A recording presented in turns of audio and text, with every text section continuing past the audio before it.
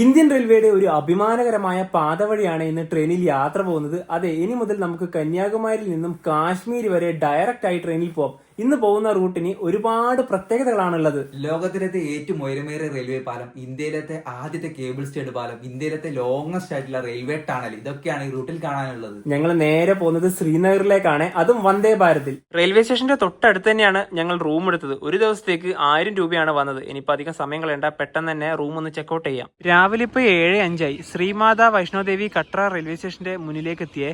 ഇവിടെ ഇപ്പം നേരം പുലർന്നു വരുന്നതേ ഉള്ളൂ. ഈ റെയിൽവേ സ്റ്റേഷന്റെ ഈ ഭാഗത്ത് നോക്കിയാൽ തന്നെ ഇങ്ങിവിടെയായി ഒരുപാട് മലനിരകൾ കാണാം. അങ്ങ് ദൂരെയാണ് ശ്രീമാതാ വൈഷ്ണോദേവി ക്ഷേത്രം ഉള്ളത്. ക്ഷേത്രത്തിലേക്കാവും നടന്നു പോകുന്ന വഴികളൊക്കെ ഇവിടുന്ന് തന്നെ വ്യക്തമായി തന്നെ കാണാം. ഇനിയിപ്പോൾ നമുക്ക് സ്റ്റേഷൻ്റെ അകത്തേക്ക് കയറാം. ഈ സ്റ്റേഷന് വലിയൊരു പ്രത്യേകത ഉണ്ട്, നല്ല കിടിലൻ റെയിൽവേ സ്റ്റേഷനാണിത്. പിന്നെ ഇവിടുന്ന് നേരെ നോക്കിയാൽ കാണുന്ന ഈ ഭാഗമില്ലേ, അതാണ് ഇവിടുത്തെ ഫുഡ് കോർട്ട്.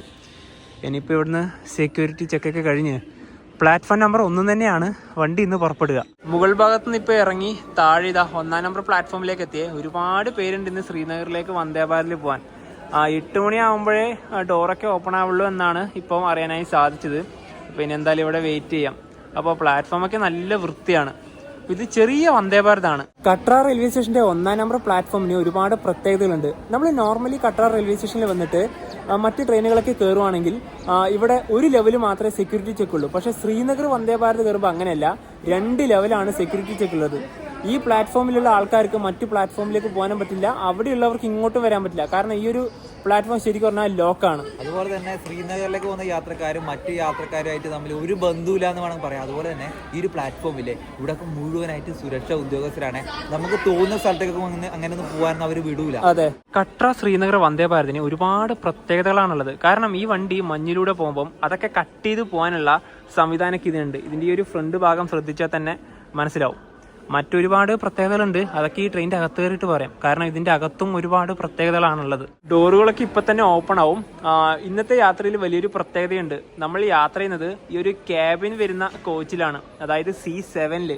ഇതിന്റെ അകത്ത് ലൈറ്റ് ഒക്കെ വന്ന് 2023 മെയ്ഡ് കോച്ചാണിത്.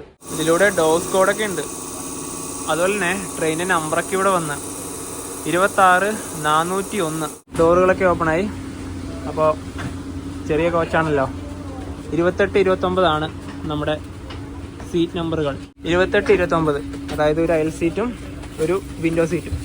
അതായത് ഫേസ് ടു ഫേസ് ആണല്ലേ നവി? ഫേസ് ടു ഫേസ് അതൊന്നല്ല പ്രശ്നം, നമുക്ക് ഏറ്റവും വലിയ വേണ്ടത് ഈ ഒരു വിൻഡോ മാത്രം. അതെ, ഇവിടെ നല്ല കിടിലൻ വിൻഡോ ഉണ്ടല്ലോ, അതുകൊണ്ട് കാഴ്ചകളൊക്കെ നല്ല രീതിയിൽ തന്നെ പുറത്താണ്. ഇതാ ആൾക്കാരൊക്കെ കയറിയാണ്. പെട്ടെന്ന് തന്നെ മുകളിൽ ബാഗ് വെച്ചോ, ആൾക്കാരിലൊക്കെ നല്ല ലഗേജ് ഒക്കെ ഉണ്ടല്ലോ.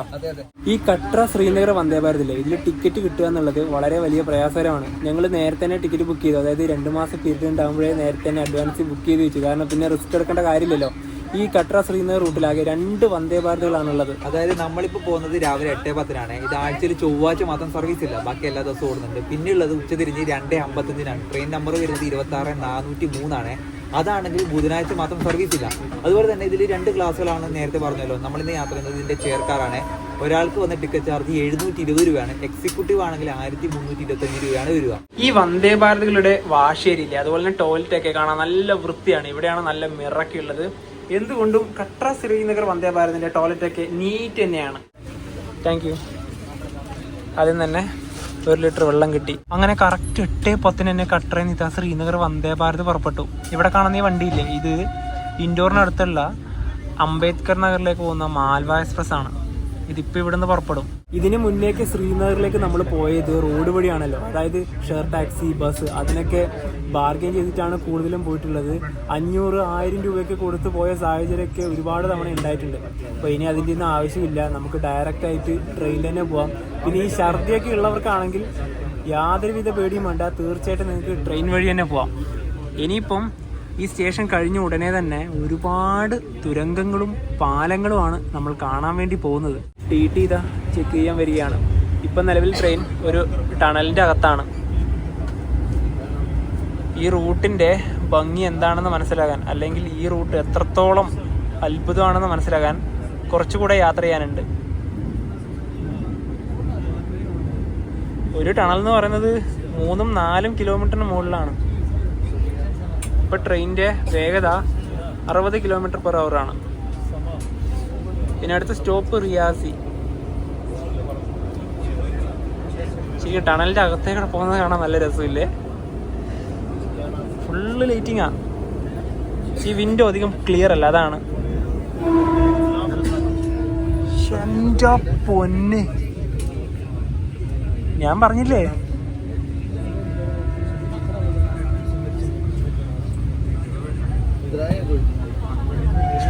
ഇതിലൂടെ റോഡൊക്കെ ഉണ്ട്.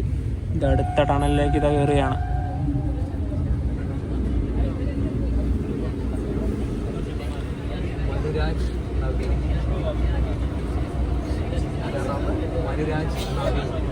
ഇതാണ് അഞ്ചി ഗേത് ബ്രിഡ്ജ്.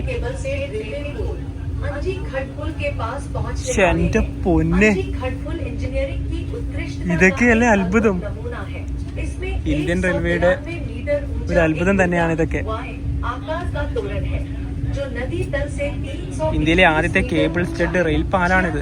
അതുപോലെ തന്നെ ഇന്ത്യയിലെ ഏറ്റവും ഉയരത്തിലുള്ള രണ്ടാമത്തെ പാലം. ഇത് അനൗൺസ്മെന്റ് ഉണ്ട് ഇതിന്റെ അകത്ത്.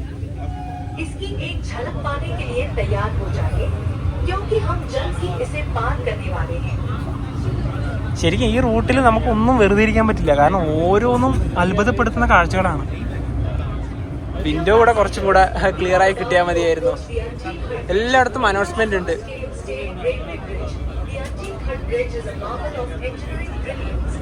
ശരിക്കും ഒരു അത്ഭുതം തന്നെയല്ലേ, എടുത്തൊന്നും പറയാനില്ല. അതുപോലെ തന്നെ ചെനാബ് നദിയില്ലേ, അതിന്റെ പോഷക നദിയായ അഞ്ചി നദിക്ക് കുറുകയാണ് കേട്ടോ ഈ ഒരു പാലം സ്ഥിതി ചെയ്യുന്നത്. 725.5 മീറ്റർ ആണ് ഇതിന്റെ നീളം വരുന്നത്. അതുപോലെ തന്നെ ഇതിന്റെ ഹൈറ്റ്, അതായത് ഉയരം വരുന്നത് 331 മീറ്റർ ആണ്.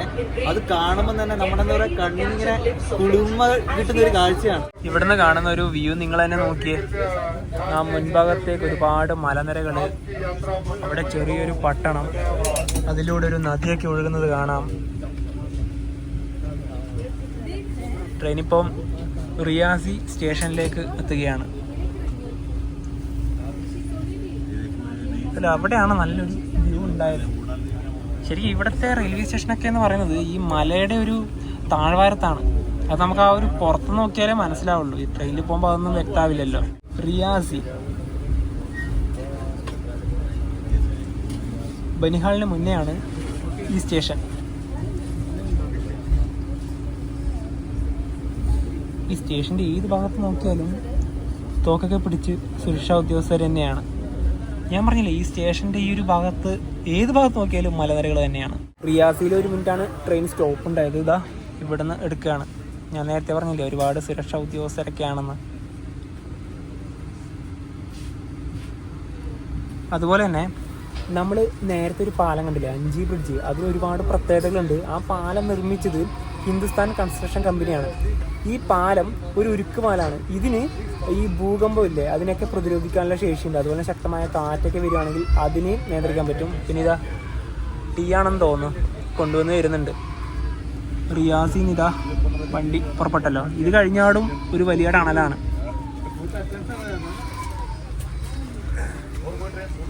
ഈ നമ്മുടെ ഈ ഒരു ഭാഗത്തായതുകൊണ്ട് വല്ലാത്തൊരു ബുദ്ധിമുട്ടാണ്. ഫേസ് ടു ഫേസ് ആയി നോക്കിയിരിക്കണ്ടേ. 2 ബിസ്ക്കറ്റാണ് ഇതിൻ്റെ അകത്തുണ്ടാവുക. അതുപോലെ തന്നെ ഒരു ഇൻസ്റ്റൻറ്റ് ടീ പാക്കറ്റ്, അതായത് ഇതൊരു മസാല ടീ ആണ്.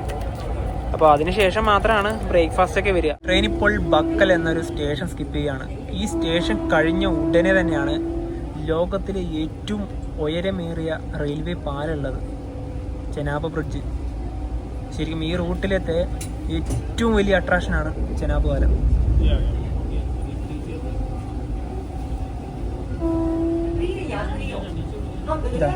അനൗൺസ്മെന്റ് ഉണ്ട്. ചെനാബ് ഇതാണ് പാലം. എന്റെ ദൈവമേ, ഇതൊന്ന് നോക്കിയേ. താഴെ കൂടി ഇതാ നദിയൊക്കെ ഒഴുകുന്നതാണോ. ഒരുപാട് കമ്പനികൾ ചേർന്നിട്ടാണ് ശരിക്കും പറഞ്ഞാൽ ഈ ഒരു പാലം നിർമ്മിച്ചത്.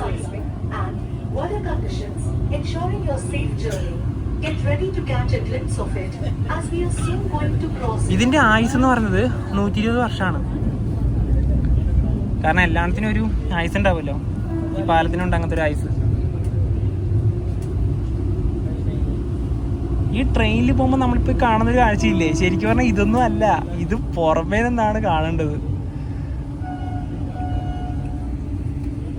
ഇവിടെയൊക്കെ താമസിക്കുന്നവർക്ക് ഇതൊക്കെ നല്ല രീതിയിൽ തന്നെ കാണാം. ഇതാ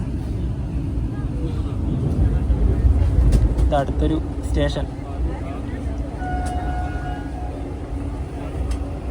ശരിക്കും പറഞ്ഞാലുണ്ടല്ലോ, ഇന്ത്യൻ റെയിൽവേനെ അത്ഭുതപ്പെടുത്തുന്ന ഒരു കാര്യം തന്നെയാണ് നമ്മുടെ ചെനാബ് പാലം എന്ന് പറയാൻ. അതിന്റെ മേലെ കൂടെ പോകുന്ന സമയത്തുണ്ടല്ലോ, എന്താ പറയാനൊന്നും കിട്ടുന്നില്ല. കാരണം അതൊക്കെ നിർമ്മിച്ച ആൾക്കാരെ എന്താ പറയുക, നമിച്ചേ പറ്റൂ. കാണുന്ന കാഴ്ചയിൽ തന്നെ, കാരണം എന്തോ ഒരു കഷ്ടപ്പാടായിരിക്കും എന്ന് അറിയോ. അതുപോലെ തന്നെ ഉണ്ടല്ലോ, ചെനാബ് നദിക്ക് കുറിയാണ് ആ ഒരു പാലം വരുന്നത്. 1315 അതിന്റെ നീളം വരുന്നത്. 359 അതിന്റെ ഒരു ഹൈറ്റ് വരുന്നത്. അതായത് നമ്മുടെ ഫ്രാൻസിലെ പാരീസിലെ നമ്മുടെ ഈഫൽ ടവർ ഉണ്ടല്ലോ, അതിനെക്കാട്ടും ഹൈറ്റ് ആയിരുന്നു. നമുക്ക് എന്തായാലും അഭിമാനിക്കാൻ കഴിയുന്ന ഒന്ന് തന്നെയാണ് ചെനാബ് പാലം എന്ന് പറയുന്നത്. 17 സ്പാനുകളാണ് ടോട്ടൽ വരുന്നത്. അതിൽ 467 മീറ്ററാണ് ഏറ്റവും എന്താ പറയുക ഇമ്പോർട്ടൻ്റ് ആയ ആ ഒരു സ്പാനിൻ്റെ ഒരു ദൈർഘ്യം വരുന്നത്. ഒരുപാട് എന്താ പറയുക പ്രത്യേകതകൾ ഈ ഒരു പാലത്തിനുണ്ട്. അതായത് നമ്മുടെ റിക്ടർ സ്കെയിലിൽ 8 വരെ തീവ്രത വരുന്ന ഭൂകമ്പത്തിനെ പ്രതിരോധിക്കാൻ ഒരു കഴിവുണ്ട്. അതുപോലെ തന്നെ 266 മണിക്കൂറിൽ വീശുന്ന കാറ്റിനെ പ്രതിരോധിക്കാൻ കഴിയുമെന്ന് തന്നെയാണ് പറയുന്നത്. നേരത്തെ പറഞ്ഞ പോലെ തന്നെ 120 വർഷമാണ് ഇതിൻ്റെ ആയുസ് ഇപ്പോൾ നിലവിലിട്ടിരിക്കുന്നത്. ഏതൊരു എന്താ പറയുക കൺസ്ട്രക്ഷൻ ചെയ്യുന്ന സമയത്തും ഒരു ആയുസ് ഇടുമല്ലോ സ്വാഭാവികമായിട്ടും. അതുപോലെ തന്നെ നമ്മുടെ പ്രധാനമന്ത്രി നരേന്ദ്രമോദിയാണ് ഇത് രാജ്യത്തിന് വേണ്ടി സമർപ്പിച്ചത്. അതിൻ്റെ ഒരു ഫോട്ടോ ഒക്കെ നിങ്ങൾ എല്ലാവരും കണ്ടിട്ടുണ്ടാവും. അതായത് പ്രൈം മിനിസ്റ്റർ ആ ചെനാബ് പാലത്തിൻ്റെ മേലെ നമ്മുടെ നാഷണൽ ഫ്ലാഗ് ഒക്കെ വീശി നടക്കുന്ന ഒരു മനോഹരമായ ഒരു ചിത്രം. നവീൻ ഇതാ ടീ മിക്സ് ഇതാ ചൂടുവെള്ളത്തിലേക്ക് ഇടുകയാണ്. അത് മുഴുവൻ ഇടണം, എന്നാലേ അതിൻ്റെ ഒരു ടേസ്റ്റ് കിട്ടുള്ളൂ. നമ്മളിത് ഇപ്പോഴും ടണലുണ്ട് അത്ര, ടണലിൽ നിന്ന് ഇറങ്ങുകയാണ്. ഇവിടെ കുറച്ച് വീതി ഉണ്ട് കേട്ടോ ഈ ഒരു ടണലിന്. ഒരു സ്റ്റേഷനാണ് ദുഗ്ഗ. ഒമ്പോ എന്തോരം മലകളാ. ഞാൻ തുടക്കത്തിൽ തന്നെ പറഞ്ഞില്ലേ, ഇന്ത്യൻ റെയിൽവേയുടെ ഒരു അത്ഭുതം തന്നെയാണ് ഈ ഒരു പാത. അതങ്ങനെയൊന്നും ഒറ്റ വാക്കിൽ പറയാൻ പറ്റില്ല. ചെറിയൊരു വളവുണ്ട് ഈ ഒരു ടണലിന്. ഈ റൂട്ടിൽ പോകുമ്പോൾ ഇതിൻ്റെ ഏറ്റവും മുന്നിൽ പോയിട്ട്, അതായത് നമ്മളിപ്പോൾ ഏറ്റവും മുന്നിലത്തെ ഈ ഒരു കോച്ചിലാണല്ലോ, ക്യാബിൻ വ്യൂ ഒന്നും എടുക്കാൻ പറ്റില്ല. അത് ശരിക്കും പറഞ്ഞാൽ അങ്ങനെ എടുക്കാൻ പാടില്ല ഈ റൂട്ടിൽ നിന്ന്. ടണലൊക്കെ അടിപൊളിയാണ്, നല്ല ലൈറ്റൊക്കെ ഇട്ട് സെറ്റാണ്. പിന്നെ ഇപ്പോൾ ടണലിൻ്റെ പുറത്തത്തെ കാഴ്ച അധികം നിങ്ങൾക്ക് കാണാൻ പറ്റില്ല, കാരണം ഈ കോച്ചിൻ്റെ അകത്തെ വെളിച്ചം തന്നെയാണ് ഈ ഒരു വിൻഡോയിൽ കിട്ടുക. നവി ഇവിടെ ചായയൊക്കെ കുടിച്ച് സെറ്റ് ആവുകയാണല്ലേ. അതുപോലെ തന്നെ പാലങ്ങളുടെ കാര്യം പറയുമ്പോൾ ഏകദേശം 750 അടുത്ത് പാലങ്ങൾ വരുന്നുണ്ട്. അതുപോലെ തന്നെ തുരങ്കങ്ങളും വരുന്നുണ്ടോ. പിന്നെ നമ്മുടെ ഈ തുരങ്കത്തിന്റെ ഉള്ളിൽ കൂടെ പോകുന്ന സമയത്ത് ഒരു അപാരമായിട്ടുള്ള ഒരൊച്ചയാണ്. മാത്രല്ല ചെവിന്റെ കാര്യത്തിൽ ഒരു തീരുമാനം എന്താ അറിയാ, ഇത് നല്ല ശക്തിയിലല്ലേ പോകുന്നത്, നല്ല സ്പീഡ് പോകുന്നുണ്ട്. പിന്നെ അതുപോലെ തന്നെ ഉണ്ടല്ലോ ഈ ഒരു എന്താ പറയാ ടണൽ നമ്പർ 50, അതാണ് ഈ പറഞ്ഞ നമ്മുടെ ഇന്ത്യൻ റെയിൽവേയിലെ തന്നെ ഏറ്റവും ലോങ്ങസ്റ്റ് ആയിട്ടുള്ള ഒരു ടണൽ വരാൻ വേണ്ടി പോകുന്നത്. ഞങ്ങളങ്ങനെ പത്രം വായിക്കുന്ന സമയത്താണ് ഒരു കാര്യം കണ്ടത്. ഓൾറെഡി ഞങ്ങൾ ഇന്നലെ തന്നെ അറിഞ്ഞാണ്. അതായത് നമ്മുടെ ഇന്ത്യൻ്റെ അതിർത്തിയിൽ നിന്ന് 120 ഭീകരരാണ് നമ്മുടെ ആർമി പിടിച്ചത്. കണ്ടാ, ഇതിൽ വ്യക്തമായിട്ട് തന്നെ ന്യൂസ് കൊടുത്തത്. ട്രെയിൻ ഇപ്പോൾ സങ്കൽഡാൻ എന്ന സ്റ്റേഷനിലേക്ക് ഇതാ എത്തുകയാണ്. ഇവിടുന്ന് ശ്രീനഗർ ബാരാമുള്ള ഭാഗത്തേക്ക് ഡെമോ ട്രെയിനൊക്കെ ഉണ്ട്. നിലവിലിപ്പോൾ ഇവിടം വരെയാണ് ശ്രീനഗർ എന്നുള്ള ട്രെയിനൊക്കെ വരുന്നത്. അതായത് നമ്മുടെ ചെനാബ് പാലം വഴി വരുന്നില്ല ലോക്കൽ ട്രെയിനുകളൊക്കെ.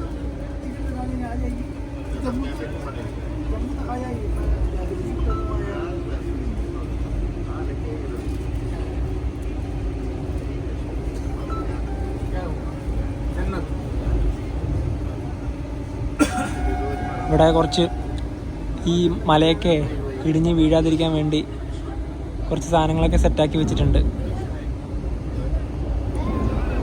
കട്രെയിന് ശ്രീനഗറിലേക്ക് ആകെ വന്ദേ ഭാരത് മാത്രമല്ലേ ഉള്ളൂ. ഇപ്പം നേരത്തെ കഴിഞ്ഞ സങ്കൽഡാൻ സ്റ്റേഷനില്ലേ, അവിടത്തേക്ക് ലോക്കൽ ട്രെയിൻ ഉണ്ട് എന്ന് നേരത്തെ പറഞ്ഞല്ലോ. അതായത് ശ്രീനഗർ ഭാഗത്ത് നിന്ന് ആ ട്രെയിൻ തന്നെ കട്ര ഭാഗത്തേക്ക് എക്സ്റ്റെൻഡ് ചെയ്തിട്ടുണ്ടെങ്കിൽ നമുക്ക് കട്രയിൽ ശ്രീനഗർ ഭാഗത്തേക്ക് ചെറിയ റേറ്റിൽ തന്നെ എത്താൻ പറ്റും. പക്ഷേ അതങ്ങനെ പെട്ടെന്നൊന്നും എക്സ്റ്റെൻഡ് ചെയ്യില്ല, കാരണം സുരക്ഷയാണ് മെയിൻ. ഈ ട്രെയിനൊക്കെ എന്ന് പറയുന്നത്, അതായത് ആ ട്രെയിനൊക്കെ അതായത് ഓട്ടോമാറ്റിക് ഡോറൊന്നുമല്ലല്ലോ. ഏതൊക്കെയോ ആൾക്കാർ വലിഞ്ഞു കയറും ചില സമയത്ത്. എവിടെയെങ്കിലും പോയിരുന്നാൽ തന്നെ ഈ ഉദ്യോഗസ്ഥർക്കൊന്നും മനസ്സിലാവില്ല. ഈ വന്ദേ ഭാരത് പോലെയുള്ള വണ്ടികൾ എന്നൊക്കെ പറഞ്ഞത് ഓട്ടോമാറ്റിക് ഡോറാണ്. ഇനി വേറൊരു കാര്യം കൂടെ പറയാം. നമ്മുടെ കന്യാകുമാരിയിൽ നിന്ന് കട്രയിലേക്കുള്ള ഹിമസാഗർ എക്സ്പ്രസ് ഇല്ലേ, ആ വണ്ടി ശ്രീനഗറിലേക്ക് എക്സ്റ്റെൻഡ് ചെയ്യുന്ന കാര്യത്തിലും കുറച്ച് പ്രശ്നങ്ങളാണ്. കാരണം അതിനും ഓട്ടോമാറ്റിക് ഡോറില്ല. ശരിക്കും പറഞ്ഞാൽ ഇവിടെ വരേണ്ടത് ഓട്ടോമാറ്റിക് ഡോറുള്ള വണ്ടികളാണ്. എക്സാമ്പിൾ പറയുകയാണെങ്കിൽ വന്ദേ സ്ലീപ്പറാണ് ശരിക്കും ഇവിടെ വരേണ്ടത്. ഡൽഹിയിൽ നിന്ന് നേരെ ശ്രീനഗർ ഭാഗത്തേക്ക്. ശ്രീനഗർ തന്നെ വേണമെന്നില്ല, നേരെ ബാരാമുള്ള സൈഡോ അവിടെ എവിടത്തേക്കും പോയിട്ടുണ്ടെങ്കിൽ അടിപൊളി ആയേനെ. ആ പറയുന്ന സമയത്താണ് ഇവിടെ ഒരു പാലം വന്നത്. അപ്പം നേരത്തെ പറഞ്ഞതുപോലെ തന്നെ അങ്ങനെയുള്ള വണ്ടികൾ, അതായത് നോൺ എ സി ഈ ഡോറിൽ, അതായത് നമ്മുടെ ഈ ലോക്കൽ ട്രെയിനില്ലേ, അത് ഈ ഒരു ചെനാബ് പാലം വഴി പോവാന്ന് പറയുന്നത് കുറച്ച് ബുദ്ധിമുട്ടാണ്. സങ്കൽഡാൻ റെയിൽവേ സ്റ്റേഷൻ കഴിഞ്ഞ ഉടനെ തന്നെ ഒരു ടണലുണ്ട്, ടണൽ നമ്പർ 49.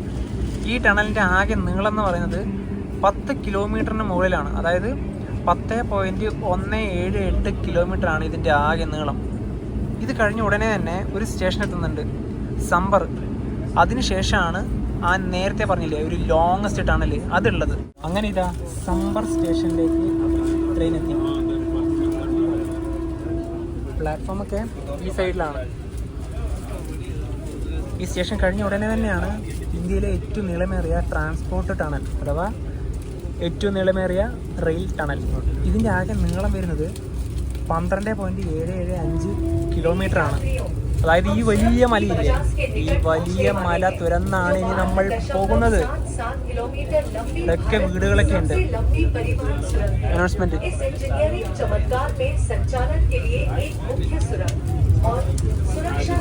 എഞ്ചിനീയറിംഗിന്റെ വൈദഗ്ധ്യമാണ് ഇവിടെ ഇപ്പോൾ പറയുന്നത്.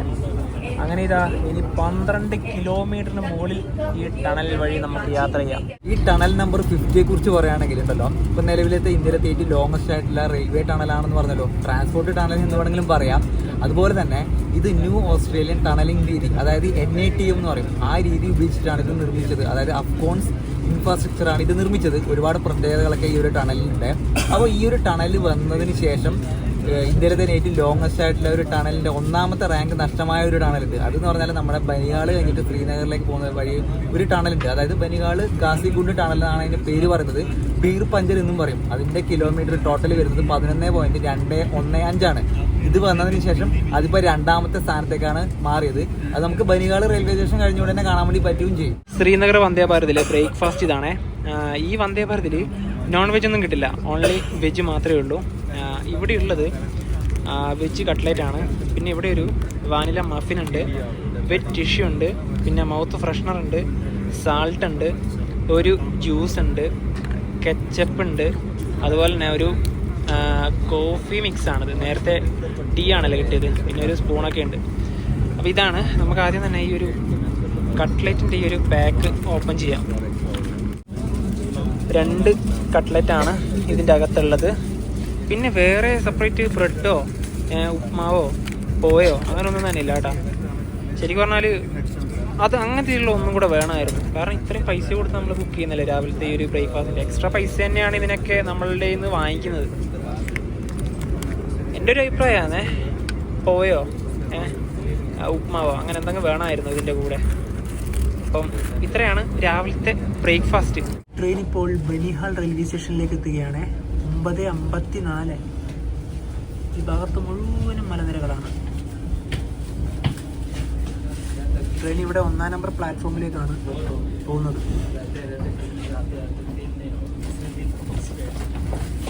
പണ്ടൊക്കെ കാശ്മീരിലേക്ക് പോകുമ്പോൾ, അതായത് കഴിഞ്ഞ വർഷമൊക്കെ ഞങ്ങൾ പോയ സമയത്ത് ഇവിടെ വരെ വണ്ടിക്ക് വന്നിട്ട് ഇവിടുന്നാണ് ട്രെയിൻ കയറി പോകാറ്. ബനിഹാളിലൊക്കെ ആൾക്കാർ ഇറങ്ങാനൊക്കെ ഉണ്ട്. പിന്നെ വേറെ ഇത് ഓട്ടോമാറ്റിക് ഡോറായതുകൊണ്ട് പുറത്തിറങ്ങുമ്പോഴായാലും ശ്രദ്ധിക്കണം. സ്റ്റേഷൻ്റെ ഒരു കാഴ്ച ഇതാണ്.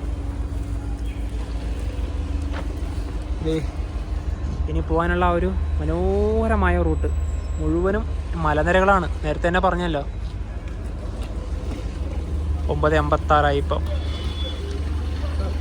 എന്തായാലും അടിപൊളി തന്നെയാണ് സ്റ്റേഷനിൽ ഒരു കാഴ്ചയൊക്കെ. അപ്പുറത്ത് ലോക്കൽ ട്രെയിൻ വന്നിട്ടുണ്ടല്ലേ. ഇവിടത്തേക്ക് വരുന്ന DMU അതുപോലെ തന്നെ ഉണ്ടല്ലോ, മൊത്തം പോലീസ് ഉദ്യോഗസ്ഥരാണ് തോക്കം പിടിച്ചിട്ട്. നമ്മള് ശരിക്കും പറഞ്ഞാൽ ഇവരാണ് നമ്മുടെ ആശ്വാസം, ഒരു വിശ്വാസം, ഒരു സുരക്ഷ, ധൈര്യം. ഇവിടെ ഒരു ട്രെയിൻ വന്നിട്ടുണ്ട്. ഇത് ബദ്ഗാമെന്ന് ബനിഹാളിലേക്കുള്ള ട്രെയിനാണ്. കഴിഞ്ഞ വർഷമൊക്കെ ഇതുപോലുള്ള വണ്ടികൾ കയറിയിട്ടാണ് ഞങ്ങളും ഈ ഭാഗത്തേക്കൊക്കെ വന്നത്. ഈ ഭാഗത്തേക്ക് വന്ദേ ഭാരത് വന്നതോടുകൂടി ഇവിടെ കുറച്ച് ആൾക്കാർക്ക് വളരെ വലിയൊരു വെല്ലുവിളിയാണ്. അതായത് ഈ ടാക്സി ട്രാവലറൊക്കെ ഓടിക്കുന്ന ആൾക്കാരില്ലേ, ശരിക്കും എത്ര ആൾക്കാരാണ് ദിനംപ്രതി ഇതുവഴി ട്രെയിനിൽ യാത്ര പോകുന്നത്. അതുപോലെ തന്നെ ഈ കട്ര എന്ന് പറയുന്നത് പ്രധാനപ്പെട്ട ഒരു ഹിന്ദു തീർത്ഥാടന കേന്ദ്രമാണ്. അതുപോലെ തന്നെ അതിന് നമ്മുടെ അമൃത എന്ന് പറഞ്ഞൊരു സ്ഥലമുണ്ട്, അതായത് പ്രധാനപ്പെട്ട ഒരു തീർത്ഥാടന കേന്ദ്രം തന്നെയാണ്. അത് പ്രത്യേകിച്ച് ഒരു സമയത്ത് നമുക്ക് പോകാൻ പറ്റുള്ളൂ. അപ്പൊ അങ്ങോട്ട് പോകുന്ന ആളുകൾക്കും അതുപോലെ തന്നെ ശ്രീനഗർ നമ്മുടെ കാശ്മീരിലേക്ക് ഒരുപാട് ടൂറിസ്റ്റുകൾക്ക് ഉപകാരപ്പെടുന്ന ഒരു വണ്ടി തന്നെയാണ്. അതുകൊണ്ട് തന്നെയാണ് ഈ റെയിൽ ഗതാഗതം ഇല്ലെങ്കിൽ നമ്മളെല്ലാം ആശ്രയിക്കുന്നത് റോഡ് വഴിയാണ്. നമ്മളിപ്പോ പോയി കഴിഞ്ഞിട്ടുണ്ടെങ്കിൽ അവരോട് ചോദിക്കും ഷെയർ ടാക്സിയാ പോകുന്നുണ്ടെങ്കിൽ നമ്മളെ ഒരു 10, 250, 300 രൂപയ്ക്കൊക്കെ പോകാന്ന് വിചാരിച്ചിട്ടാണ്.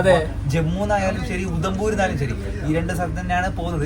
അവരന്നേരം 500 രൂപയ്ക്കൊക്കെ ഒന്ന് കയറ്റി പറയും, നമ്മൾ ബാർഗിൻ ചെയ്തിട്ട് നിങ്ങൾ വേണമെങ്കിൽ വന്നാൽ മതി. അതായത് കഴിഞ്ഞ വർഷത്തെ ഒരു അനുഭവം ഉണ്ട് ഞങ്ങൾക്ക്. ഞങ്ങളൊരു ട്രാവലർ വലിയൊരു വണ്ടി കയറി. ആദ്യം പുള്ളിക്കാരൻ പറഞ്ഞു 500 രൂപ വേണമെന്ന് പറഞ്ഞു ഒരാൾക്ക്, ട്രാവലറിലാണേ. ഞങ്ങൾ പറഞ്ഞു വേണ്ട, ഞങ്ങളങ്ങനെ പിന്മാറി. പിന്നെ പുള്ളി അത് 300 എത്തിച്ചു. അവസാനം 250 വരെയാണ് അതിന്റെ റേറ്റ് എത്തിച്ചത്. അത് മാത്രമല്ല, ലാസ്റ്റ് ഒരു വലിയ ഗ്യാങ് വന്ന് ഞങ്ങൾ ഏറ്റവും ബേക്കിലൊക്കെ തോന്നി, വല്ലാത്തൊരു അസ്വസ്ഥയായിരുന്നു. ഇനിയിപ്പോ ഞങ്ങള് റോഡ് വഴി ഈ ശ്രീനഗർ വരുന്നുണ്ടെങ്കിൽ ഒരിക്കലും പോകില്ല. കാരണം വെച്ചാൽ ആ ഒരു അവസ്ഥ അങ്ങനെ ആയതുകൊണ്ടാണ്.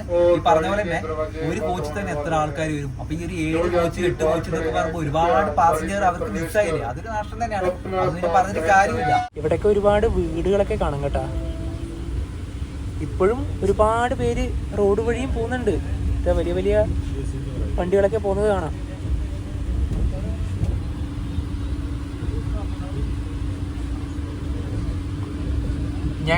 ഞങ്ങളുടെ സ്വന്തം സ്കൂട്ടർ ഇതുവഴി ഓടിച്ചു പോയിട്ടുണ്ട്, നാട്ടിൽ നിന്ന് തന്നെ കാശ്മീരിലേക്ക്. TVSന്റെ ജൂപ്പിറ്റർ. അതൊന്നും അങ്ങനെയൊന്നും മറക്കാൻ പറ്റില്ലല്ലോ, പ്രത്യേകിച്ച് ഞങ്ങൾക്ക്. ആ ഒരു മലയുടെ താഴ്വാരത്ത് എത്ര വീടുകളാണെന്ന് നോക്കിയേ. ഇവിടുത്തെ ഓരോ വീടിനും അല്ലെങ്കിൽ ഓരോ പ്രോപ്പർട്ടിക്കും ഒരുപാട് പ്രത്യേകതകളുണ്ട്. അതിൻ്റെ ആ ഒരു റൂഫ് നിങ്ങൾ സൂക്ഷിച്ച് നോക്കിയാൽ മനസ്സിലാവും. കാരണം മഞ്ഞ് പെയ്തു കഴിഞ്ഞാൽ അത് പെട്ടെന്ന് തന്നെ താഴെ വീഴുന്ന രീതിയിലുള്ള ഒരു ആകൃതിയിലാണ് ഇതൊക്കെ നിർമ്മിക്കുന്നത്. അങ്ങനെ ഇതാ പീർ പാഞ്ചൽ ടണലിലേക്ക് കയറിയിരിക്കുകയാണ്.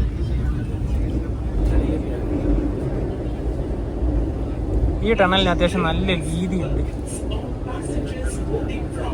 ഈ ടണലിന്റെ അകത്തേക്കൂടെ 72 km/h സ്പീഡിലാണ് ട്രെയിൻ പോകുന്നത്. അതുപോലെ തന്നെ 11.215 കിലോമീറ്റർ ആണ് ഇതിന്റെ നീളം വരുന്നത്. അപ്പൊ ഇതെന്ന് വെച്ചാൽ ഒരു കാലത്ത് ഇന്ത്യയിലത്തെ ഏറ്റവും ലോങ്ങസ്റ്റ് ആയിട്ടുള്ള റെയിൽവേ ടണലാണ് ഉണ്ടായത്. നമ്മൾ നേരത്തെ ഒരു ടണൽ കഴിഞ്ഞില്ലേ, അതായത് ടണൽ നമ്പർ 50, അത് വരുന്നതിന് മുന്നേ ഇതായിരുന്നു ഒന്നാമത് ഉണ്ടായത്. ഇനിയിപ്പോൾ ഒരുപാട് സമയം ഇതിൻ്റെ അകത്തൂടെ തന്നെയാണ്. ടണൽ ഇറങ്ങി വരുന്ന ഈ ഭാഗക്കില്ലേ, ഇതൊക്കെ കഴിഞ്ഞ വർഷം ഞങ്ങൾ ഇങ്ങനെയൊന്നും അല്ല കണ്ടത്. മുഴുവനും മഞ്ഞിൽ പൊതഞ്ഞു നിൽക്കുന്ന ആ ഒരു മനോഹര കാഴ്ചയായിരുന്നു. നേരത്തെ തന്നെ പറഞ്ഞല്ലോ, കഴിഞ്ഞ വർഷം വന്നതൊരു ജനുവരി 1st വീക്കായിരുന്നു. പക്ഷെ ഇത്തവണ വന്നത് ഡിസംബർ 1st വീക്കാണ്. ഒരു മാസത്തിൻ്റെ ഡിഫറൻ്റ് ഉണ്ട്. ഇപ്പം ജനുവരിയിലൊക്കെ നിങ്ങളിവിടെ വരുവാണെങ്കിൽ ഇങ്ങനെയൊന്നും ആയിരിക്കില്ല കാണുക. ആ വന്ദേ ഭാരതിൽ പോകുമ്പം അതിൻ്റെ ആ ഒരു മനോഹാരിത അതെങ്ങനെ പറയണമെന്ന് അറിയുന്നില്ല. അതാണ് കഴിഞ്ഞ തവണ ആ ഒരു മഞ്ഞ് കാണുമ്പോൾ എനിക്കുണ്ടായ ഒരു സന്തോഷം.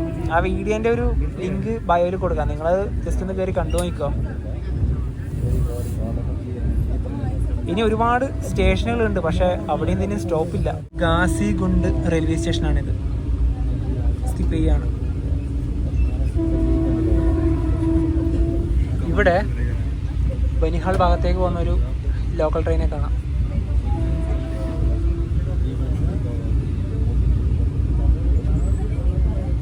ഞങ്ങൾ അന്ന് പോയപ്പോൾ ഉണ്ടല്ലോ ഏറ്റവും കൂടുതൽ മഞ്ഞ് കണ്ട ഒരു റെയിൽവേ സ്റ്റേഷൻ ഇതാണ്.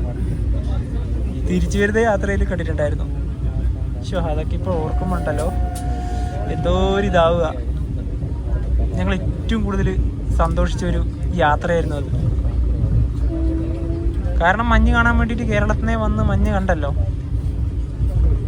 കാരണം ഇത്തവണ ഞങ്ങൾക്ക് വരുമ്പോൾ അറിയാം എന്തായാലും മഞ്ഞൊന്നും ഈ റൂട്ടിൽ കാണാൻ പറ്റില്ല എന്ന്, കാരണം സമയമായില്ലല്ലോ. മെയിൻ ആഗ്രഹം ചെനാബ് പാലത്തിലൂടെ വന്ദേ ഭാരതിൽ യാത്ര എന്നത് മാത്രമായിരുന്നു. അതെന്തായാലും സാധിച്ചു. പിന്നെ ഇവിടെയൊക്കെ കൂടുതലും ആർമീൻ്റെ ക്യാമ്പുകളൊക്കെയാണ് ഈ ഭാഗത്ത് മുഴുവനായിട്ടും.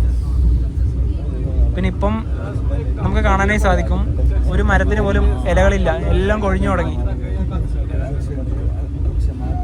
ഈ മരങ്ങളൊക്കെ മഞ്ഞിന് വേണ്ടി വെയിറ്റിംഗ് ആണ്.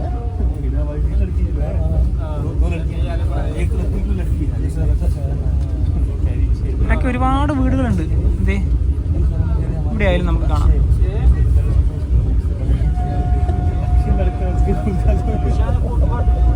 ഇതിലൂടെ ചെറിയൊരു അരുവിയൊക്കെ ഉണ്ട്. ഇതാ വെള്ളമൊക്കെ തീരെ കുറവാണ്. നമ്മൾ ബനിഹാളിൽ നിന്ന് ശ്രീനഗറിലേക്ക് ഡെമു ട്രെയിനിൽ യാത്ര ചെയ്യുന്ന സമയത്ത് അതിലത്തെ ഡോറൊന്നും തുറക്കാൻ വേണ്ടിയിട്ട് ഇവിടുത്തെ പ്രാദേശികമായ ആൾക്കാരില്ല, അവരൊന്നും വിടില്ല. കാരണം ഒന്നാമത്തെ കാരണം നല്ല തണുപ്പാണ്, രണ്ടാമത് എല്ലാ കോച്ചിലും ചൂട് നിലനിർത്താനുള്ള ഒരു സൗകര്യമുണ്ട്. അതൊക്കെ കാരണമാണ് ഡോറൊന്നും തുറക്കാൻ വിടാത്തത്. പിന്നെ അതിൻ്റെ വിൻഡോ ഇല്ലേ, വിൻഡോയും തുറക്കാൻ വിടില്ല. അപ്പം അങ്ങനെ കുറച്ച് കഷ്ടപ്പെട്ടിട്ടൊക്കെയാണ് അന്നത്തെ നല്ല കിടിലൻ കാഴ്ചകളൊക്കെ ഞങ്ങളൊന്ന് പകർത്തിയത്. നമ്മളിന്ന് യാത്ര ചെയ്യുന്ന ഈ ഒരു പാതയിൽ ഒരു ഹിസ്റ്ററി പറയുവാണെങ്കിൽ ഇതൊക്കെ ഉണ്ടല്ലോ USBRLന്റെ ഭാഗമായിട്ടുള്ളതാണ്. അതിൻ്റെ ഒരു ഫുൾ ഫോം പറയുവാണെങ്കിൽ ഉധംപൂർ ശ്രീനഗർ ബാരാമുള്ള റെയിൽ ലിങ്ക് എന്ന് പറയും. ഒരുപാട് വർഷത്തെ പരിശ്രമം കൊണ്ടാണ് ഇന്ത്യൻ റെയിൽവേ നമുക്ക് ഇതുവഴി റെയിൽ ഗതാഗതം സാധ്യമാക്കിയത്. അതായത് ഇതേ വർഷം 2025 ജൂണിലാണ് പ്രധാനമന്ത്രി നരേന്ദ്രമോദി ഇത് രാജ്യത്തിന് വേണ്ടി സമർപ്പിച്ചത്. നമ്മൾ ഈ റൂട്ട് വഴി വരുന്ന സമയത്ത് തന്നെ പല എന്താ പറയുക അട്രാക്ഷൻ ആയിട്ടുള്ള ചെനാബ് പാലം, അഞ്ചി ബ്രിഡ്ജ്, ടണലുകളൊക്കെ കണ്ടില്ലേ. ഇതൊക്കെ വ്യത്യസ്തമായ സമയത്താണ് പണി കഴിപ്പിച്ചിട്ട് ഇത് കംപ്ലീറ്റ് ആക്കിയത്. നേരത്തെ പറഞ്ഞ പോലെ തന്നെ ഇതുണ്ടല്ലോ നേരത്തെയൊക്കെ വന്നത് ഫിറോസ്പൂർ ഡിവിഷന്റെ ഭാഗമായിട്ടാണ്. ഇപ്പോൾ ഇത് പണി കഴിപ്പിച്ച ശേഷം അതായത് ഇപ്പം ജമ്മു താവി ഡിവിഷന്റെ കീഴിലേക്ക് വന്നിട്ടുണ്ട്. കൂടാതെ തന്നെ ശരിക്കും ഈ ഒരു USBRL എന്ന് പറയുന്നതിനെ പല ഘട്ടങ്ങളിലായിട്ട് പല സെക്ഷനുകളായിട്ടാണ് തരംതിരിച്ചിരിക്കുന്നത്. അതായത് ജമ്മു നിന്ന് തുടങ്ങി നേരെ ഉധംപൂരിലേക്ക്, ഉധംപൂരിൽ നിന്ന് കട്രയിലേക്ക്, ശേഷം ഈ പറഞ്ഞ പോലെ സംഗൽഡാം ഭാഗത്തേക്ക്, ബനിഹാൾ ഭാഗത്തേക്ക്, അതുപോലെ തന്നെ അവിടെ നിന്ന് ഗാസിക്കുണ്ട് ഭാഗത്തേക്ക്, അനന്തനാഗ് ഭാഗത്തേക്ക്, അവിടെ നേരെ മസ്ഗോ എന്ന് പറഞ്ഞ ഭാഗത്തേക്ക് പോയി പട്ടാൻ വഴി ബാരാമുള്ള, അങ്ങനെ സെക്ഷനുകളിൽ വ്യത്യസ്തമായ വർഷങ്ങളിലാണ് ഓരോ ഭാഗങ്ങളിലേക്കും പണിയെടുപ്പിച്ചത്. USBRL പോലെ തന്നെ നമുക്ക് ജമ്മു കാശ്മീരിന്റെ റെയിൽവേ ഹിസ്റ്ററി ഒന്ന് പരിശോധിക്കാം. അതായത് 1972 നമ്മുടെ അന്നത്തെ പ്രധാനമന്ത്രിയായ ഇന്ദിരാഗാന്ധി ജമ്മു കാശ്മീരിലെ കത്വയിൽ നിന്ന് തുടങ്ങി ജമ്മു താവി വരെയുള്ള റെയിൽവേ പാത ഉദ്ഘാടനം ചെയ്തത്. ശേഷം 1983 ഇന്ദിരാഗാന്ധി തന്നെയാണ് ജമ്മു താവിയിൽ നിന്ന് തുടങ്ങി ഉധംപൂർ വരെയുള്ള റെയിൽവേ പാതയുടെ നിർമ്മാണ പ്രവർത്തനങ്ങളൊക്കെ അടിത്തറപ്പാകിയത്. ഏതാണ്ട് 20 വർഷത്തിന് ശേഷം 2005 അന്നത്തെ പ്രധാനമന്ത്രിയായ മൻമോഹൻ സിംഗ് ജമ്മുതാവിയിൽ നിന്ന് തുടങ്ങുന്ന ഉധംപൂർ വരെയുള്ള പാത ഉദ്ഘാടനം ചെയ്തത്. അങ്ങനെ 2005 ശേഷം തന്നെയാണ് USBRLന്റെ ആ ഒരു നിർമ്മാണ പ്രവർത്തനങ്ങളിലേക്ക് വഴിമാറിയത് എന്ന് വേണമെങ്കിൽ പറയാം. ഉധംപൂരിൽ നിന്ന് തുടങ്ങി കട്ര, റിയാസി, സംഗൽഡാൻ, ബനിഹാള്, അനന്തനാഗ്, ശ്രീനഗർ, അവസാനം ബാരാമുള്ള വരെയാണ് ഈ ഒരു പദ്ധതി ആകെ വരുന്നത്. ഈ ഒരു പദ്ധതി എന്ന് പറയുന്നത് പല വ്യത്യസ്തമായ ഘട്ടങ്ങളിൽ വ്യത്യസ്തമായ സെക്ഷനുകളായിട്ട് വ്യത്യസ്തമായ വർഷങ്ങളിലായിട്ടാണ് ഉദ്ഘാടനം ചെയ്തത്. 2008 മുതൽ 2013 വരെയാണ് ബനിഹാളിൽ നിന്ന് തുടങ്ങി ബാരാമുള്ള വരെയുള്ള ഒരു സെക്ഷൻ ഉദ്ഘാടനം ചെയ്തത്. അതും വ്യത്യസ്തമായ വർഷങ്ങളിൽ വ്യത്യസ്തമായ സെക്ഷനുകളാണ്.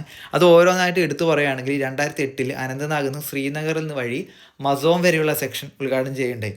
ശേഷം 2009 മസോന്ന് പട്ടാൻ വഴി നേരെ ബാരാമുള്ള വഴിയുള്ള സെക്ഷനും 2009 തന്നെ അനന്ത്നാഗ് നിന്ന് ഗാസിക്കുണ്ട് വരെയുള്ള സെക്ഷനും 2013 ഗാസിക്കുണ്ട് നിന്ന് ബനിഹാൾ വരെയുള്ള സെക്ഷനും അന്നത്തെ പ്രധാനമന്ത്രിയായ മൻമോഹൻ സിംഗ് തന്നെയാണ് ഉദ്ഘാടനം ചെയ്തത്. ശേഷം കാശ്മീർ താഴ്വര വഴി പാതയൊക്കെ പൂർത്തീകരിച്ചിട്ടെങ്കിലും നമ്മുടെ USBRL പൂർത്തീകരിച്ചിട്ടില്ല.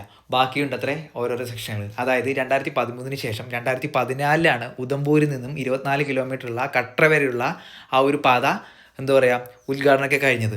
ശേഷം ഇനി ഒരു പാതയുടെ USBRLന്റെ മെയിനായിട്ടുള്ള ഒരു പാത എന്ന് പറയാൻ കട്രയിൽ നിന്ന് തുടങ്ങി ബനിഹാൾ വരെയാണ്. അങ്ങനെ ബനിഹാളിൽ നിന്ന് 41 കിലോമീറ്റർ മാറിയുള്ള സംഗൽഡാം വരെയുള്ള സെക്ഷൻ, അതായത് നമ്മുടെ ടണൽ നമ്പർ 50 ഒക്കെ കടന്നു പോകുന്നത് ആ ഒരു പാത വഴിയാണ്. ആ ഒരു സെക്ഷൻ പൂർത്തീകരിച്ചത് 2024 ഫെബ്രുവരി മാസത്തിലാണ്. ശേഷമാണ് USBRLന്റെ തന്നെ ഏറ്റവും ദുഷ്കരം, അതായത് നിർമ്മാണ പ്രവർത്തനങ്ങൾക്കൊക്കെ വലിയൊരു വെല്ലുവിളി, നമ്മുടെ ചെനാബ് ബ്രിഡ്ജും അതുപോലെ തന്നെ അഞ്ചി ബ്രിഡ്ജൊക്കെ സ്ഥിതി ചെയ്യുന്ന 73 കിലോമീറ്റർ വരുന്ന സംഗൽഡാൻ നിന്ന് തുടങ്ങി കട്ര വരെയുള്ള ഒരു പദ്ധതിയുടെ ഒരു പൂർത്തീകരണം 2025 ജൂൺ മാസത്തിലാണ് പൂർത്തീകരിച്ചത്. അതോടുകൂടി എന്താ പറയുക USBRL കംപ്ലീറ്റ് ആയി എന്ന് വേണമെങ്കിൽ തന്നെ നമുക്ക് പറയാം. അതായത് ജമ്മു മുതൽ ബാരാമുള്ള വരെയുള്ള മുഴുവൻ പാതയുടെ നിർമ്മാണം പൂർത്തിയായതും 2025 ജൂൺ 6 അന്നേ ദിവസം 2025 ജൂൺ 6 പ്രധാനമന്ത്രി Narendra Modi Jammu Baramulla train flag off ചെയ്തതോടുകൂടി ഈ ഒരു പാത പ്രവർത്തനക്ഷമമാവുകയും അതുപോലെ തന്നെ USBRL പൂർത്തീകരിക്കുകയും കാശ്മീരിനെ ദേശീയ റെയിൽ ശൃംഖലയുമായി ബന്ധിപ്പിക്കുകയും ചെയ്തു. ജമ്മുവിനും ശ്രീനഗറിനും ശേഷം ജമ്മു കാശ്മീരിലെ മൂന്നാമത്തെ വലിയ നഗരം അനന്തനാഗ് സ്റ്റേഷൻ ഇതാ ട്രെയിൻ സ്കിപ്പ് ചെയ്യുകയാണ്. ഈ സ്ഥലത്തിന് തന്നെ ഇസ്ലാമാബാദ് എന്ന പേരിലും അറിയപ്പെടുന്നുണ്ട്.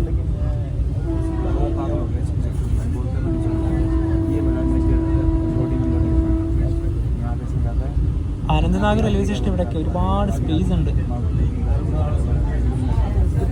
മുൻഭാഗത്തേക്കൊന്നും ക്ലിയർ ആവുന്നില്ല, ഒരു മൂടപ്പെട്ടിരിക്കുകയാണ് മൊത്തം. നേരത്തെ കണ്ട ലോക്കോമോട്ടീവ് WG9 ആണ്. എത്ര ലോറികളാണെന്ന് നോക്കിയേ. ഒരുപാടുണ്ടല്ലോ ഇത്. ട്രെയിൻ ഇപ്പോൾ രത്നിപ്പോറ സ്റ്റേഷനിലേക്ക് എത്തുകയാണ്. ഇപ്പം നമ്മൾ യാത്ര ചെയ്തുകൊണ്ടിരിക്കുന്നത് പുൽവാമ ജില്ലയിലൂടെയാണ്. അപ്പോൾ പുൽവാമ എന്നൊക്കെ പറയുമ്പോൾ നമ്മളങ്ങനെ പെട്ടെന്നൊന്നും മറക്കില്ലല്ലോ. ഒരു അറ്റാക്ക് ഉണ്ടായത് ഈ ഒരു ഭാഗത്തു നിന്നാണ്. അപ്പോൾ സ്റ്റേഷനിലേക്ക് ഒരു 2 കിലോമീറ്റർ കൂടിയേ ഉള്ളൂ. ഇതാണ് രത്നിപ്പോറ. ട്രെയിൻ വളരെ പെട്ടെന്നായിരുന്നു സ്റ്റേഷൻ സ്കിപ്പ് ചെയ്തത്. ഇതും പുൽവാമ ജില്ലയിലേക്ക് ഒരു റെയിൽവേ സ്റ്റേഷനാണ്, പാമ്പോർ. ഈ സ്റ്റേഷൻ കഴിഞ്ഞ ഉടനെ തന്നെ ശ്രീനഗറായി. ഈ കഴിഞ്ഞ വർഷമൊക്കെ ഈ സ്റ്റേഷൻ്റെ ഈ ഭാഗം ഇങ്ങനെയൊന്നും അല്ലായിരുന്നു. മഞ്ഞിൽ പൊതഞ്ഞായിരുന്നു ഉണ്ടായിരുന്നത്. ഇനിയിപ്പോൾ ഒരു 8 കിലോമീറ്റർ കൂടെ ഉണ്ടാവുള്ളൂ. ട്രെയിൻ ഇപ്പോൾ ശ്രീനഗർ റെയിൽവേ സ്റ്റേഷനിലേക്ക് എത്താനായി. ഈ ട്രെയിൻ കട്ടറയിൽ നിന്ന് ശ്രീനഗറിലേക്ക് 2 മണിക്കൂർ 58 മിനിറ്റ് ആണ് വേണ്ടത്. പക്ഷെ അതിനെക്കാട്ടി മുന്നേ തന്നെ വണ്ടി എത്തുകയാണ്. ഇപ്പൊ 10:54 ഉള്ളൂ. അതായത് 11:08 അവിടെ എത്തേണ്ടത്. ശ്രീമാതാ വൈഷ്ണോദേവി കട്ടറയിൽ നിന്നും 193 കിലോമീറ്റർ യാത്ര ചെയ്ത് ട്രെയിൻ ഇതാ ശ്രീനഗർ റെയിൽവേ സ്റ്റേഷനിലേക്ക് എത്തുകയാണ്. 10:58. ഇത് 3-ാം നമ്പർ പ്ലാറ്റ്ഫോമാണ്.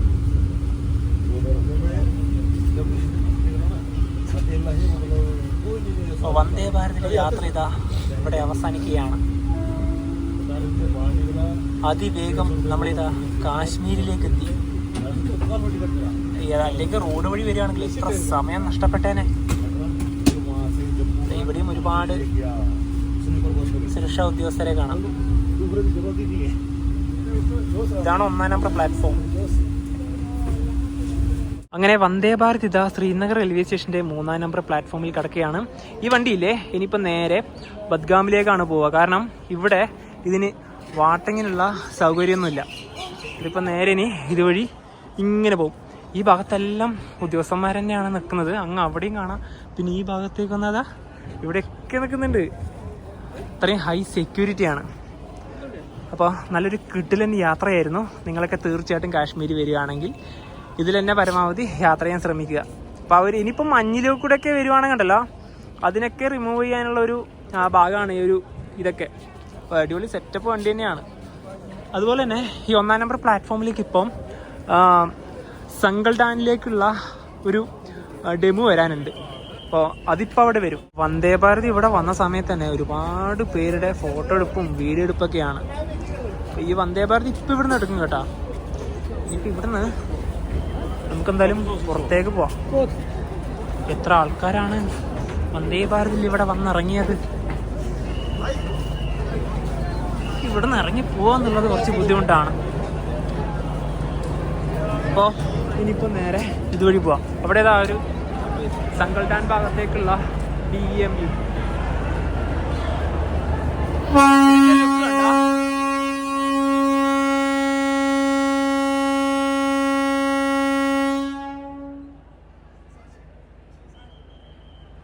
ഒരു പുറകുവശത്തെ ഒരു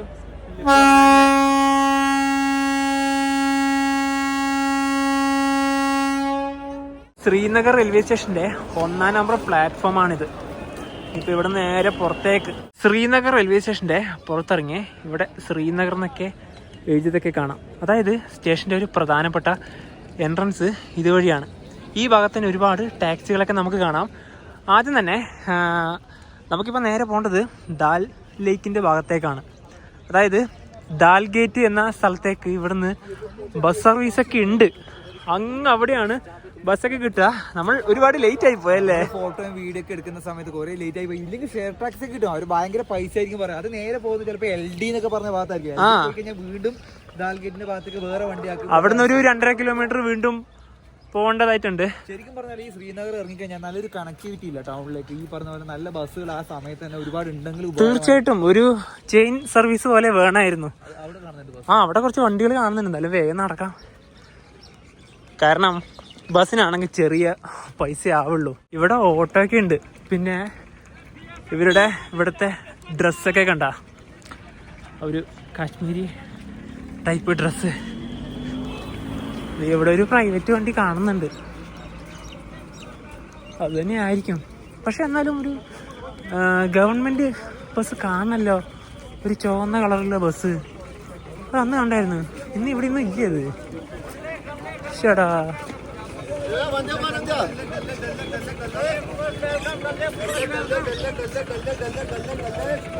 ഡൽഹിക്ക് ഇത്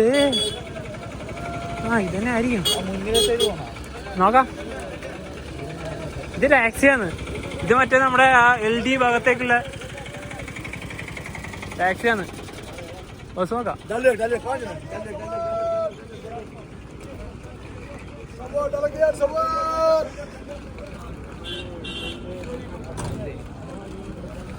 भैया भैया दाल दाल एक ये वाली ഈ ബസ് എന്നാണ് പറഞ്ഞത്. ഇതിൽ പോവാം. ഈ ശ്രീനഗർ റെയിൽവേ സ്റ്റേഷനുള്ള ഭാഗത്തിന്റെ പേര് നൗഗ് എന്നാണ്. കഴിഞ്ഞ മാസം, അതായത് നവംബർ മാസം, ഇവിടെ ഒരു പോലീസ് സ്റ്റേഷനിൽ സ്ഫോടനം ഉണ്ടായിരുന്നു. ഒരുപാട് പേരാണെന്ന് മരണപ്പെട്ടത്. ഈ ബസ് ഇപ്പോഴും ഇവിടുന്ന് എടുക്കില്ല, കാരണം ബനിഹാളിൽ നിന്ന് ഈ ഭാഗത്തേക്കൊരു ട്രെയിൻ വരാനുണ്ട്. അത് 4 കിലോമീറ്ററും കൂടെ എടുത്തേക്കുള്ളൂ. അതും കൂടെ വന്നു കഴിഞ്ഞാൽ അതിലത്തെ ആൾക്കാരും കൂടെ ഇതിലോട്ട് എന്തായാലും വരും. എന്നിട്ട് മാത്രമേ വണ്ടി എടുക്കുള്ളൂ. ഞങ്ങൾക്ക് എന്തായാലും ഇവിടെ ഫ്രണ്ട് സീറ്റ് തന്നെ കിട്ടി. റെയിൽവേ സ്റ്റേഷന്റെ ഇവിടുന്ന് 14 കിലോമീറ്റർ ആണ് ദാൽഗേറ്റിന്റെ ഭാഗത്തേക്കുള്ളത്. വണ്ടി ഓൾമോസ്റ്റ് ഫുള്ളായി കേട്ടോ. അത്യാവശ്യം എല്ലാവരും നിൽക്കാൻ എടുക്കാൻ തുടങ്ങി കേട്ടോ. എന്തായാലും ആ ഒരു സമയത്ത് വന്നുകൊണ്ട് മുന്നിൽ തന്നെ നമുക്ക് സീറ്റ് കിട്ടിയല്ലോ.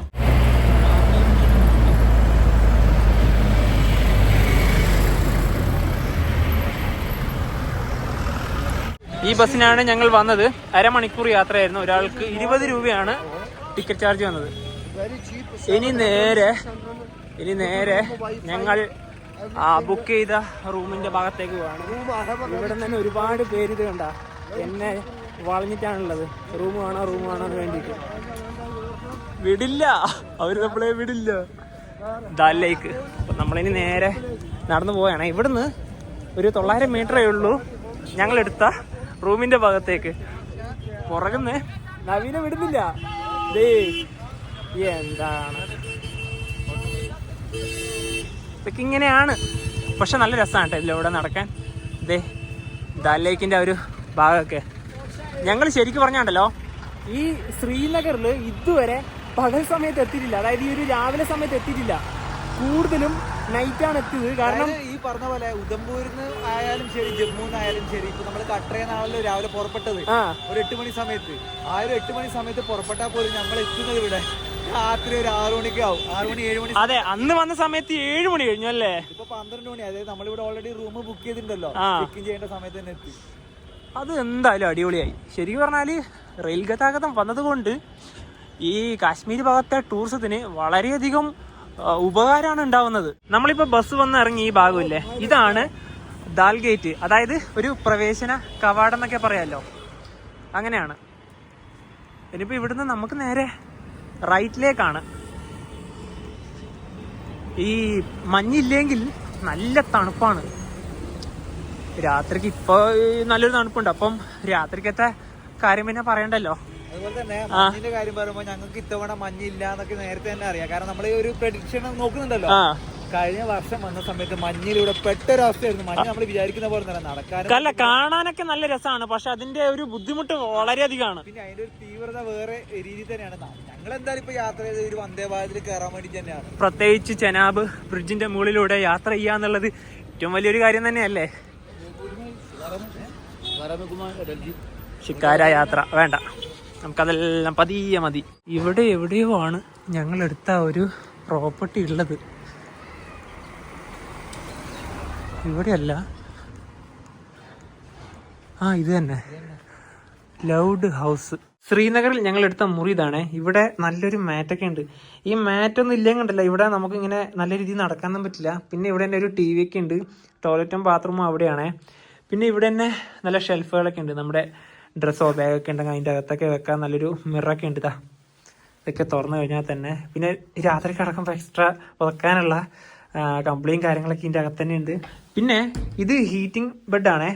നമുക്ക് എന്തായാലും ഇവിടെ ഇതില്ലാതെ ഒന്നും കിടക്കാൻ പറ്റില്ല. 820 രൂപക്കാണ് ഞങ്ങൾ ഈ മുറി എടുത്തത്. ഗോയിബിബ വഴിയാണ് ബുക്ക് ചെയ്തത്. പിന്നെ ഈ പ്രോപ്പർട്ടിയിലത്തെ ആൾക്കാരൊക്കെ ഇല്ലേ, നല്ല അടിപൊളിയായിട്ട് തന്നെയാണ് കാര്യങ്ങളൊക്കെ പറഞ്ഞു തന്നത്. അതായത് ഇവിടുത്തെ കുറച്ച് മാർക്കറ്റുകളും ഇവിടുത്തെ കാണേണ്ട കുറച്ച് ഹിഡൻ ആയിട്ടുള്ള കുറച്ച് പ്ലേസ് ഒക്കെ ഉണ്ടായിരുന്നു. അപ്പൊ അതൊക്കെ നല്ല രീതിയിൽ തന്നെ പറഞ്ഞു. അതുകൊണ്ട് അതൊക്കെ നല്ല രീതിയിൽ തന്നെ ഇഷ്ടപ്പെട്ടു. പിന്നെ ഞങ്ങൾ കഴിഞ്ഞ വർഷം വന്ന സമയത്ത് ഇതിന്റെ തൊട്ടപ്പുറത്തുള്ള ഒരു പ്രോപ്പർട്ടിയിലാണ് താമസിച്ചത്. അവിടെ റൂം ഇല്ലാത്തത് കൊണ്ടാണ് ഇത്തവണ ഇവിടെ വന്ന് ബുക്ക് ചെയ്തത്.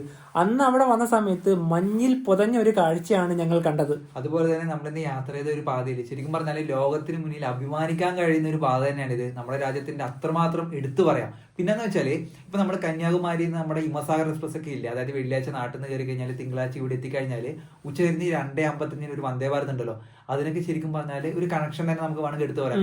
ഡയറക്റ്റ് ആയിട്ട് നേരെ ശ്രീനഗറിലേക്ക് വരാം. പക്ഷെ ഹിമസാഗറൊക്കെ എത്രത്തോളം ലേറ്റ് ആവുമെന്ന് നമുക്ക് ഉറപ്പിച്ചൊന്നും പറയാൻ പറ്റില്ല.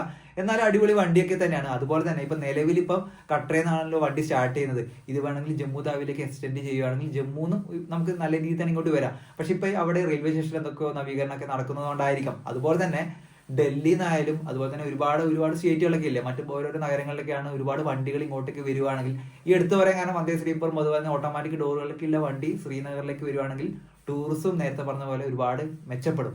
ഞാൻ നേരത്തെ പറഞ്ഞില്ലേ, വന്ദേ സ്ലീപ്പർ തീർച്ചയായിട്ടും ഡൽഹിന്നോ ഇവിടുന്ന് സ്റ്റാർട്ട് ചെയ്തിട്ട് ഈ ഭാഗത്തേക്ക് വരുവാണെങ്കിൽ ഒരുപാട് പേർക്ക് വളരെയധികം ഉപകാരപ്പെടും. അപ്പൊ എന്താ പറയാ, വന്ദേ ഭാരതിലുള്ള ജനാബ് ബ്രിഡ്ജിലോട് കൂടെയുള്ള ഒരു യാത്രയില്ലേ, അതൊക്കെ എല്ലാവർക്കും ഇഷ്ടപ്പെടുന്ന വിചാരിക്കുന്നു. ഇനിയിപ്പോൾ അടുത്ത ദിവസം ശ്രീനഗറിന്റെ കുറച്ച് കാഴ്ചകളൊക്കെയാണ്, അതിനൊക്കെ വേണ്ടി വെയിറ്റ് ചെയ്യാം. അപ്പൊ നമുക്ക് മറ്റു വീഡിയോ ആയിട്ട് ബൈ.